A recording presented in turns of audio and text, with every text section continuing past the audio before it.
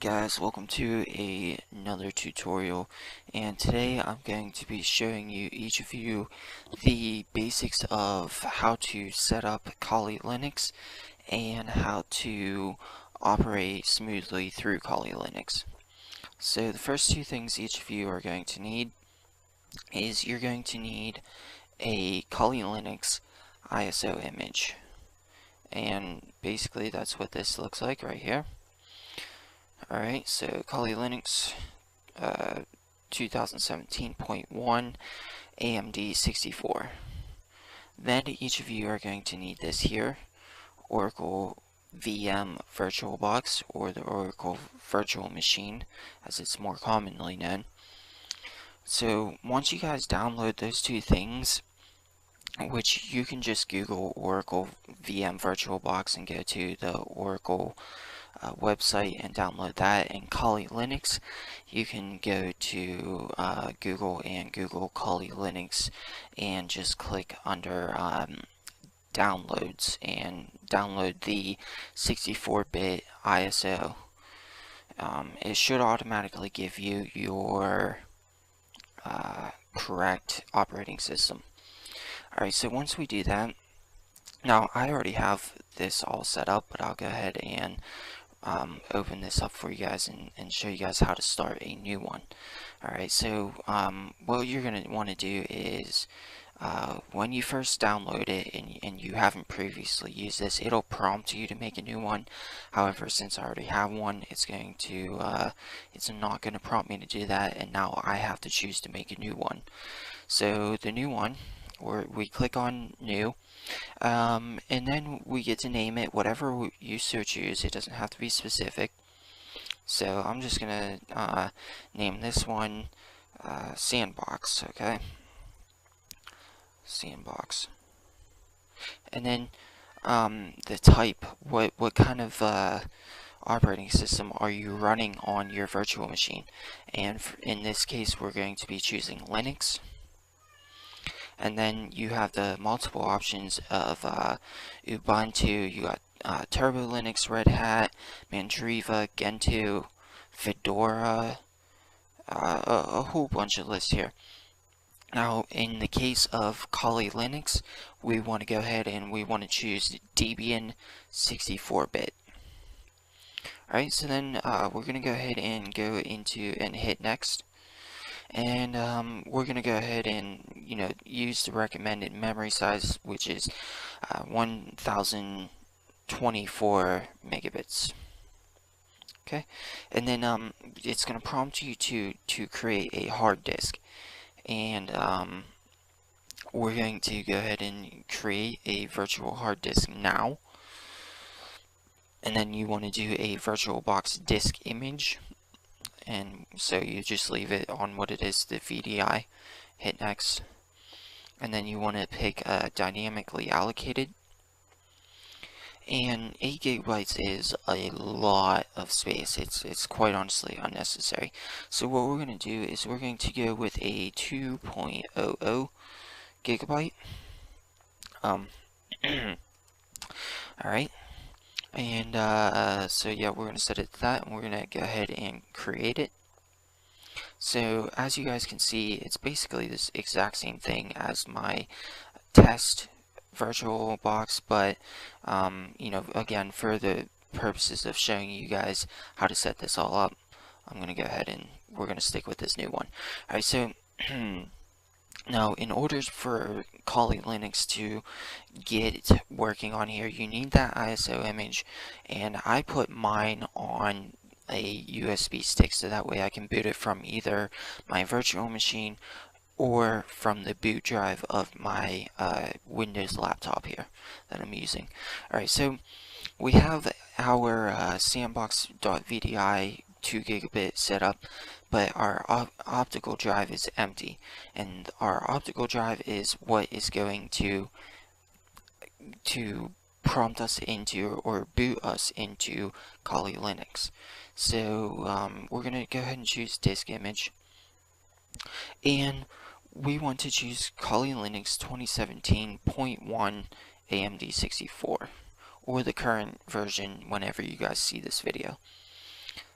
So we're going to open that, or I'm sorry, we're not going to open that. We're going to store that onto our optical drive. And now it is set, okay, as you guys can see.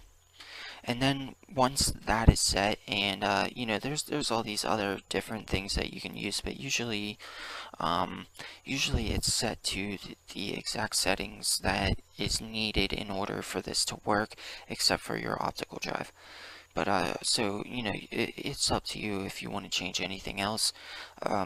However, you know, once we have our optical drive up, we can just go ahead and hit start. It'll prompt you into the Oracle Virtual Machine. And then you're going to get the boot menu for Kali Linux, which for this purpose we're just going to use the live AMD64. So hit enter on your keyboard and it'll boot you into the boot sequence of Kali Linux.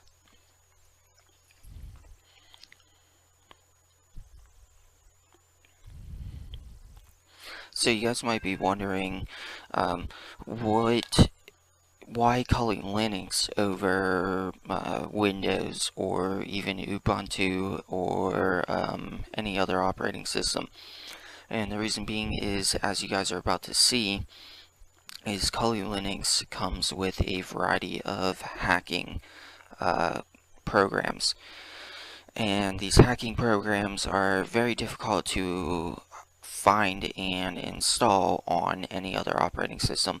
You might be able to get them on a different Linux operating system, but as far as Windows and Mac goes, it's very difficult to find all of the programs that Kali is built with. Alright, so this could take a minute or two, but as you guys can see, this is your Kali Linux 2017.1 operating system here.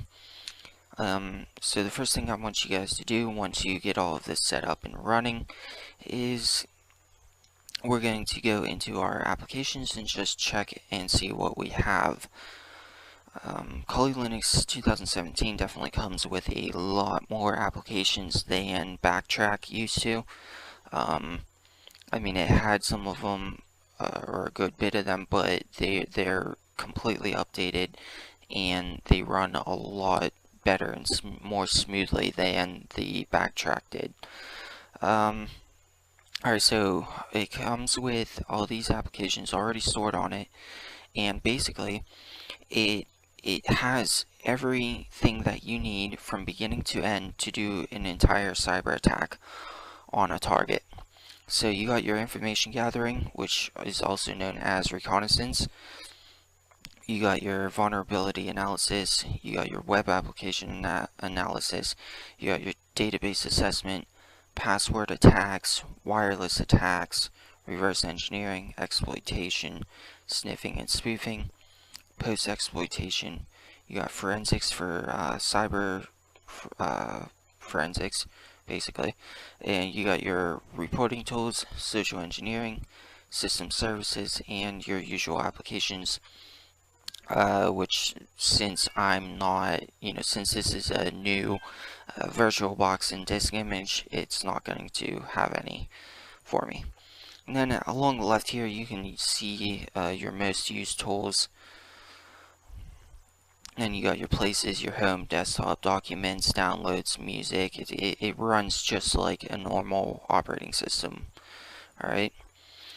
Alright, so now that we have we have this up and running, let's go ahead and open up our terminal.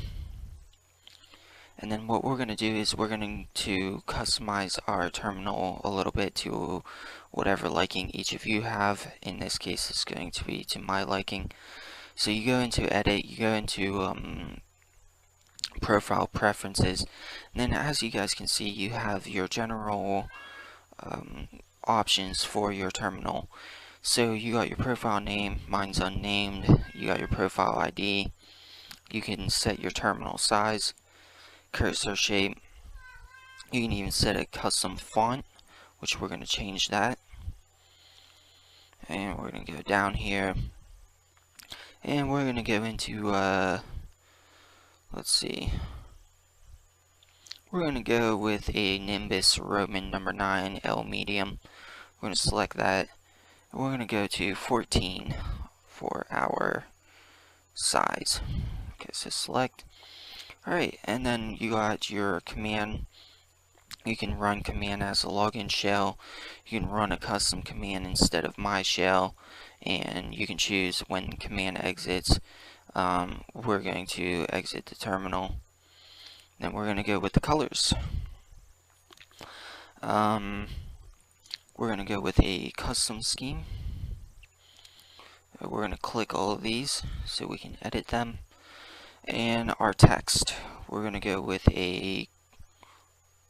let's go with a red text. The background of our terminal, we're going to use a custom color. We're going to pick this, we're going to select that, and look at that. Our terminal background now works with that color, or now has that color. Bold color. Let's go with a darker red. Our cursor color. Let's go with a green. Set that up. Cursor color background. Let's do red. And highlight color, we're going to pick something a little bit strange here, so that way we know for sure that we're highlighting. Alright, we're going to do transparent a little bit, so if we have any programs running in the background, that'll work, or we can definitely see what's going on back there. So you got your scrolling, you got your compatibility. Basically these are all set to exactly what we need them. So we close it out. Let's adjust the size of our terminal. I'm going to make it even a little smaller, so in case we're running everything at once. Alright, so the first thing that I want you guys to do is, now keep in mind that I'm not connected to the internet, but these commands will still work. Okay, so follow along. The first two things you guys need to do when you get Kali Linux is do an apt, so apt-get, and then do an update. Okay, so apt-get and then update. Hit enter, and as you guys can see, it will it'll automatically do this for you guys, but for me it's telling me to go online because I'm not technically okay. Actually it did, never mind. Alright, and then the next thing we want to do is apt-get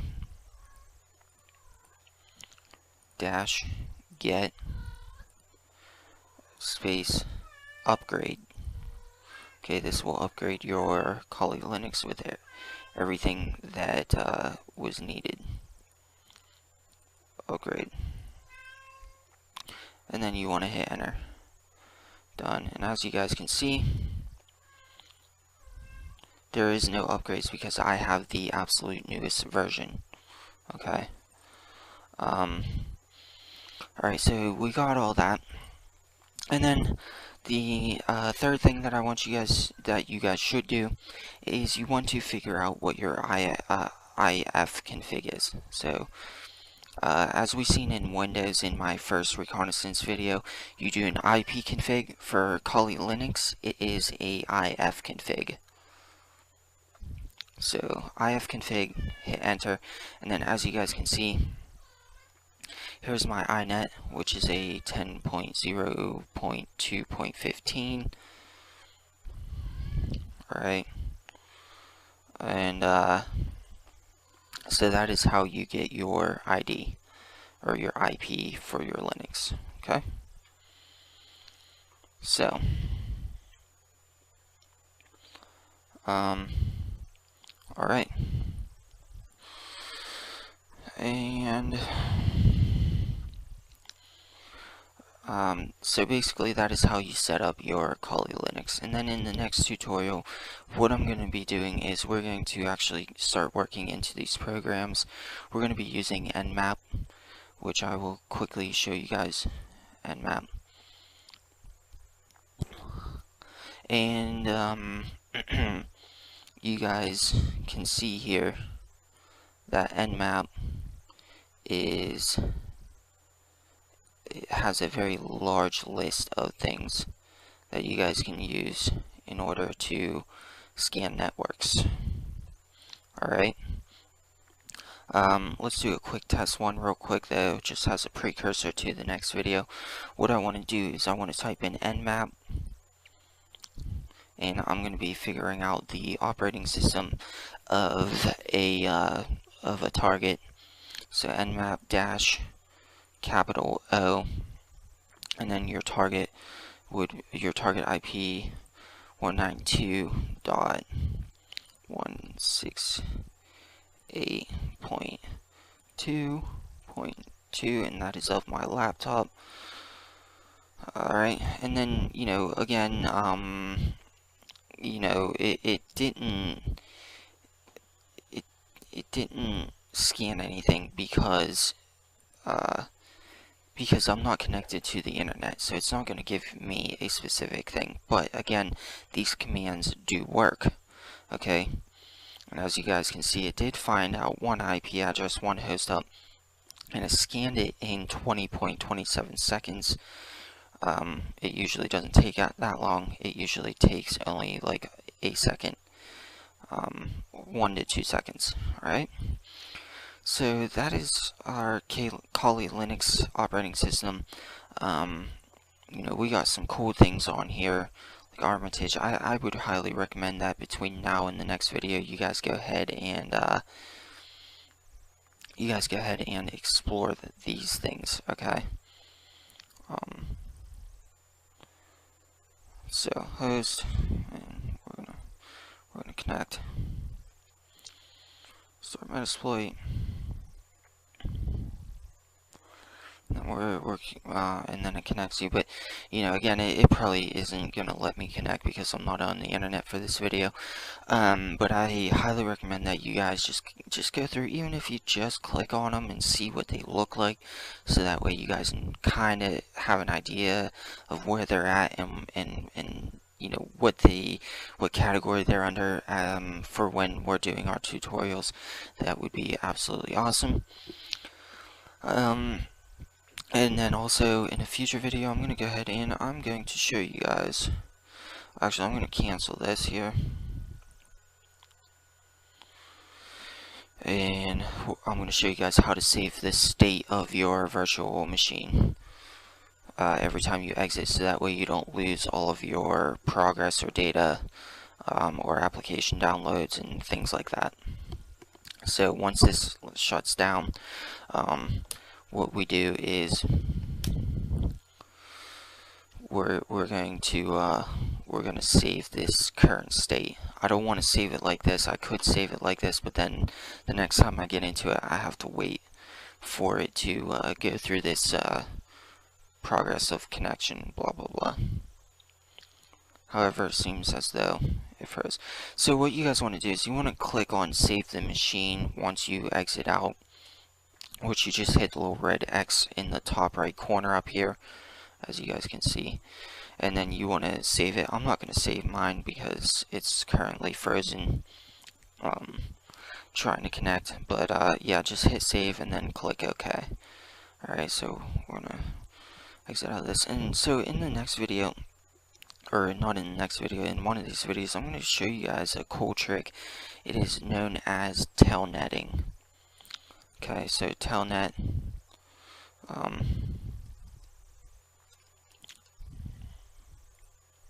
so you just type in telnet. You have to enable telnet, and I'll show you guys that in the tutorial. But as you guys can see, you get into Microsoft Telnet, and what Telnet does is it allows you to tunnel through a network to another system, and you can send it messages, or you can have access to that system and control that remote computer.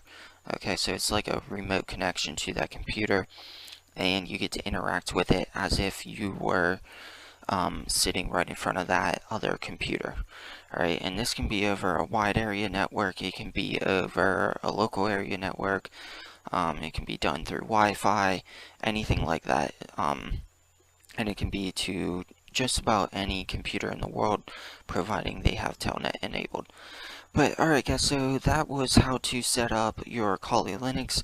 So I highly recommend you guys go get that set up. If you already have it set up, then wait for the next video. I'm going to show you guys how to perform reconnaissance using Kali Linux. Thanks for watching, and be sure to like, comment, and subscribe.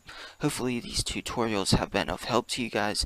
And again, we're starting to now get into the more detailed things. So, but if you guys haven't seen the previous videos, I highly recommend that you guys do, especially the networking videos, because these are going to be highly important in order to do a full-on cyber attack.